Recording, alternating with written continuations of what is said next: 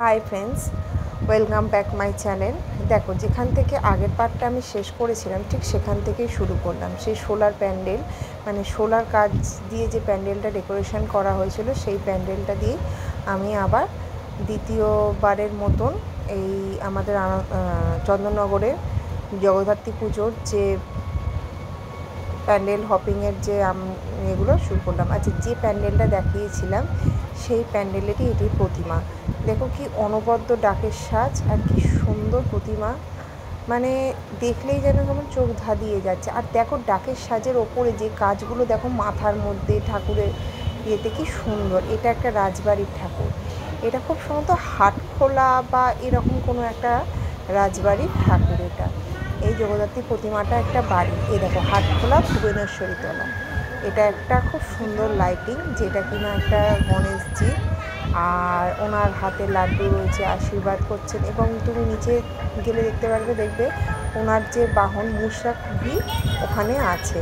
খুব সুন্দর লাইটিংটা, এত সুন্দর ডিটেলিং, মানে কি বলবো, মানে এই ভাষার কোনো কাজ পাই না আমি। আর এটা আর একটা মণ্ডপে আমরা চলে এসেছি। একটুখানি ক্যামেরাটাতে হাত দিয়েছিলাম, যেখানে দেখো একটা সুন্দর হাতি করেছে। হাতিটাতে সবাই ওই যে এর আগে একটা তানপুরার পাশে দুজনে ফটো তুলছিল। মানে এই ধরনের মূর্তি বা আইডলগুলোকে দেখলে সবাই তাদের নিজস্ব সচিত্র তুলতে পছন্দ করে, কিন্তু ঠাকুরটা খুব সুন্দর করেছে। মানে আগেকার যে গাছ লতা পাতা দিয়ে মানুষ গাছ বাড়ি টাড়ি করে রাখতো, বাঁশ, এই ধরনের দিয়েই এই প্যান্ডেলটা করেছে, যেন ঠাকুর সবাইকে আশীর্বাদ করছে। দেখো প্রত্যেকটা প্যান্ডেলের গায়ে হাত লাগানো রয়েছে। আমার তো মনে হচ্ছে এটা ব্লেসিং অর্থে, জানি না এদের কোনো অন্তর্নিহিত অর্থ আছে কিনা। তোমরা যদি কারোর জানা থাকে অবশ্যই কমেন্ট করে জানাবে। আস্তে আস্তে নিয়ে যাচ্ছি। এই ঠাকুরটা দেখাকালীন কী বলো তো, আমরা দেখেছিলাম প্যান্ডেলটা তো কমপ্লিট হয়ে গেছিলো, কিন্তু ঠাকুরটাকে কমপ্লিট হয়নি। মানে অনেকটাই ডাকের সাজ কমপ্লিট হয়েছিল পেছনটা, আর ওই দেখো চুল ঠুল এগুলো লাগানো হয়নি, কিন্তু পরে আমি দেখেছি এই প্যান্ডেলটা কমপ্লিট হয়ে গেছিলো। এটা হচ্ছে আর একটা লাইটিংগুলো দেখাচ্ছি। এই সময় একটু কিছু কিছু সময় ক্যামেরাটা মানে ভিড় ভাড়টা বুঝতেই পারছো একটু গণ্ডগোল হয়ে গেছে। এখানে দেখো রাধাকৃষ্ণ ছিল, এখানে আবার কৃষ্ণের ছোটোবেলাকার বাল্য অবস্থা। আর এখানে একটা বড় ব্যাপার কী ছিল জানো তো, এখানে আলপনা প্রতিযোগিতা হয়েছিল পুরো রাস্তা জুড়ে। আলপনা প্রতিযোগিতার মাধ্যমে রাস্তাগুলো কি সুন্দর সুন্দর আলপনা দেওয়া হয়েছিল।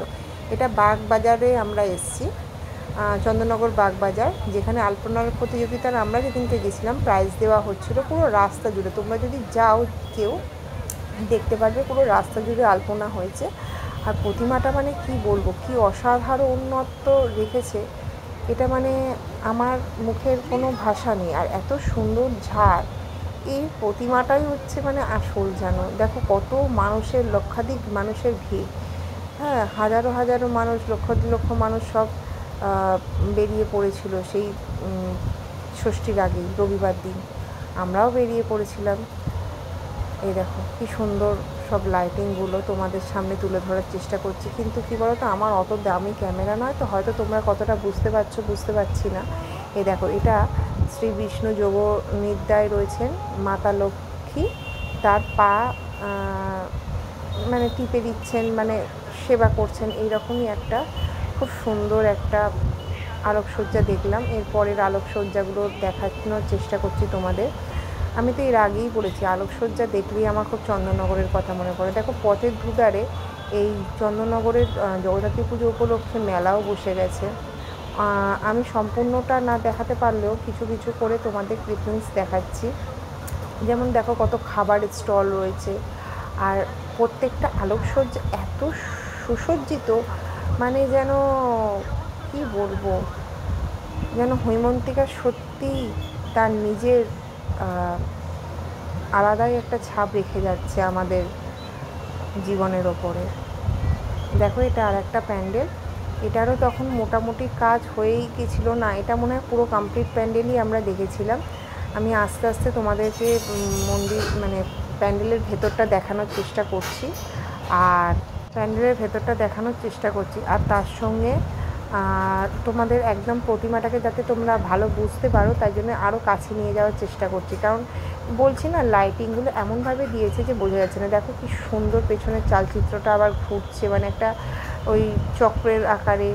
তারপরে এ দেখো সিংহর চোখটা দেখলে কি সুন্দর না? আর এই যে কি সুন্দর একটা তার আর কাপড় দিয়ে কি সুন্দর একটা লাইটিং করেছে, মানে প্রত্যেকটা জায়গায় যেন একটা নিত্য নতুন ছোঁয়া। এটা অন্য একটা জায়গার প্যান্ডেল। দেখো নিচের কাজটা দেখো, এ দেখো আবার অন্য রাস্তা দিয়ে যেতে যেতে মানে চন্দননগরেরই অন্য লাইটিংগুলো তোমাদের দেখানোর চেষ্টা করছি। কি সুন্দর প্রত্যেকটা লাইটিংয়ের যেন আলাদা, মানে এ বলে তো আমায় দেখ, ও বলে তো আমায় দেখ, মানে এরকম একটা পরিস্থিতি। মানে অসাধারণত্ব ছোঁয়া ছাড়া আমার তো আর কিছু মনেই হচ্ছে না। প্রত্যেকটা জায়গায় ওয়াও একটা ফ্যাক্টর চলে আসছে, তাই না বলো? যারা গেছো তারা তো বলতেই পারবে, বা যারা যাও তারাও বলতে পারবে।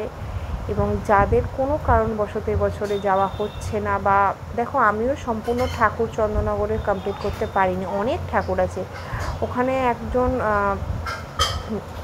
একজন বলছিলেন প্রায় 1500 ঠাকুর টোটাল চন্দননগর, মানকুণ্ডু, বৈদ্যবাটি, মানে এইসব নিয়ে হয়। তো 1500 ঠাকুর তো দেখা সম্ভব না। এটা হচ্ছে বিদ্যালয়। তো বন্ধুরা, কেমন লাগলো হৈমন্তিকার আরাধনায় চন্দননগর যে সেজে উঠেছে, তোমাদের কেমন লাগলো তোমরা একটু জানিও। আর পার্ট 1 পার্ট 2 করে ভিডিওটা করলাম শেষ। আমরা গেছিলাম ষষ্ঠীর আগের দিন, মানে রবিবার দিন। তো পুরোপুরি ভিডিওটা এডিটিং করা হয়নি বলে তোমাদেরকে অর্ধেক অর্ধেক করে তোমাদের কাছে পাঠালাম। কিন্তু জানি অনেকে হয়তো অনেক কিছু আরও ভিডিও শেয়ার করছে তোমাদের। তাও আমি আমার বন্ধু, আমার পরিবার বা যারা আমার ভিডিও দেখবে তাদেরকে সকলকে স্বাগত জানালাম। আমার ভিডিওটা যদি পছন্দ হয় লাইক কমেন্ট শেয়ার করে দিও, আর সবাই পাশে থেকো। সবাই খুব ভালো কাটুক সবার, এটাই কামনা করি।